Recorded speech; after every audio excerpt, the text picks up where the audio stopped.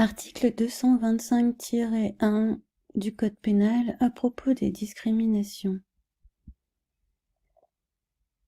Constitue une discrimination toute distinction opérée entre les personnes physiques sur le fondement de leur origine, de leur sexe, de leur situation de famille, de leur grossesse, de leur appartenance physique, de leur apparence physique, de la particulière vulnérabilité résultant de leur situation économique, apparente ou connue de son auteur, de leur patronyme, de leur lieu de résidence, et surtout de leur état de santé.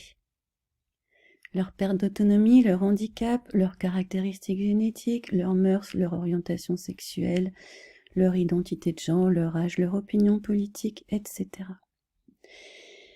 Constitue donc une discrimination, toute distinction opérée entre des personnes morales sur le fondement de leur état de santé, de leur statut sanitaire ou de leur statut vaccinal. Aujourd'hui, si votre patron vous met la pression pour vous faire vacciner, il est hors la loi. Il vous discrimine pour votre état de santé. Donc ne laissons pas la loi tomber en désuétude.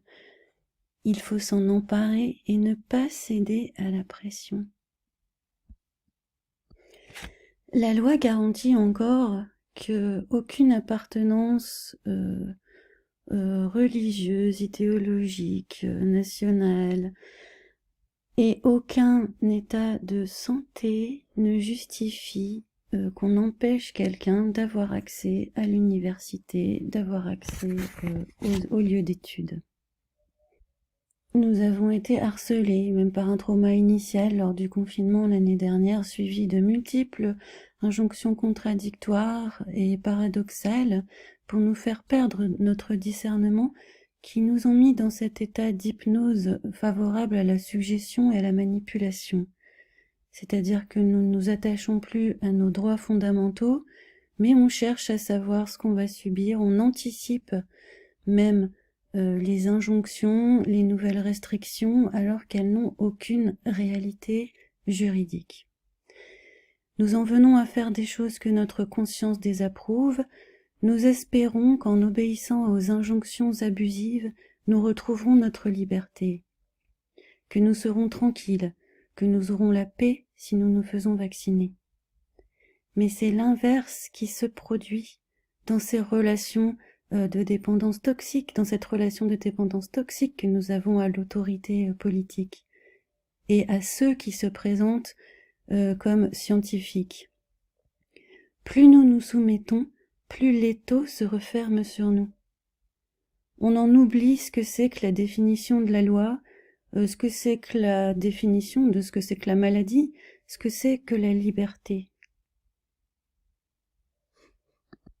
Nous devons donc ne pas nous soumettre au chantage, ne pas avoir peur, ne pas se soumettre à toutes les décisions arbitraires qui sont sur le tapis et qui sortent quotidiennement, en croyant que nous trouverons la paix dans l'obéissance à cette autorité totalement abusive. La paix ne viendra pas comme ça et la liberté ne nous sera pas rendue si nous nous soumettons à l'arbitraire des décisions politiques. La liberté ne se demande pas, elle se prend. Dites aux gens qui reçoivent leur injection pour avoir la paix, pour être tranquilles, qu'ils mettent le doigt dans un engrenage sans fin. Aujourd'hui, c'est tant d'injections, demain, on pourra multiplier les injections à loisir. Si on abandonne le droit, en se mettant sous la protection illusoire d'un pouvoir pervers, on s'aliène un peu plus chaque jour. Nous sommes à un tournant civilisationnel où nos choix actuels, je pense, va conditionner les conditions de vie des générations à venir. Si aujourd'hui on ne résiste pas au terrorisme psychique, au vol de notre conscience individuelle, nous serons aussi en partie responsables du totalitarisme que nous aurons laissé s'installer. Il ne s'agit pas de prendre les armes ou de scander des slogans dans la rue, mais juste dire non d'un point de vue individuel, dire stop, se positionner clairement et surtout utiliser la loi qui est de notre côté. Si on se met à faire des faux QR codes, on se met en porte-à-faux. On se met en porte-à-faux vis-à-vis du droit. Et là, on peut être attaqué. Mais pour l'instant, ce n'est pas nous qui sommes en dehors du droit en réclamant à ne pas être discriminés. Je pense qu'il est très important aujourd'hui de s'appuyer sur ce droit, de ne pas abandonner, de ne pas baisser les bras, parce que c'est défendre non seulement notre liberté individuelle, mais aussi le socle de notre société. Arrêtons d'anticiper sur des lois qui n'ont pas encore été votées, parce que ça signifie qu'on les entérine par avance. C'est comme si on obéissait par anticipation à ce qui viendra peut-être un jour inéluctablement selon les autorités. Si on abandonne le droit, on va dire oui à l'arbitraire, c'est-à-dire à tout ce qui va passer par la tête du pouvoir au quotidien, on sera soumis totalement à l'arbitraire.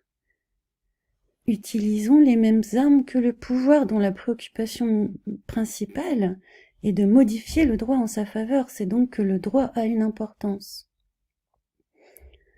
C'est bien sûr une guerre psychologique où le but est de nous anesthésier, nous faire perdre le sens de la réalité, brouiller notre rapport au réel, nous voler notre pouvoir de décision en conscience, même nous voler notre conscience tout court. Est-ce que nous allons entériner ces abus par la soumission et le découragement? Nous disposons d'une liberté inaliénable, naturelle, à la naissance. Nous avons le droit écrit, juridique, de notre côté. Nous avons le nombre pour nous, parce que entre vaccinés et non vaccinés, on a souvent un point commun, c'est qu'on est contre l'obligation vaccinale et qu'on ne désire pas discriminer ceux qui font des choix différents des nôtres. Ne nous faisons pas avoir par le bluff et la manipulation pour nous faire plier.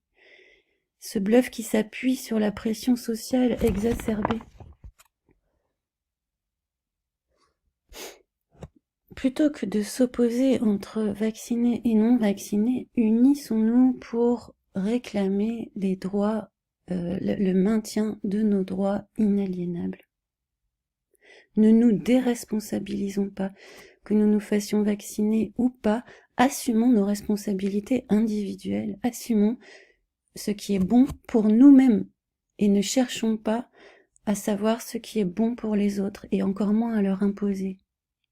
Vaccinés ou non, nous devons nous retrouver sur les valeurs fondamentales, disposer de son propre corps, circuler librement, respirer librement, avoir le droit à recevoir une éducation, avoir le droit d'accéder à des loisirs, à entrer dans des entreprises privées.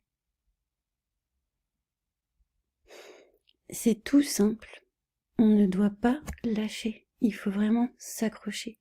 On sait que ça va être plus difficile que de plier, mais on sait que si on plie maintenant, c'est un toboggan. Ça s'arrêtera jamais. Voilà, je vous embrasse tous. Je vous dis à bientôt. Je vous dis bon courage.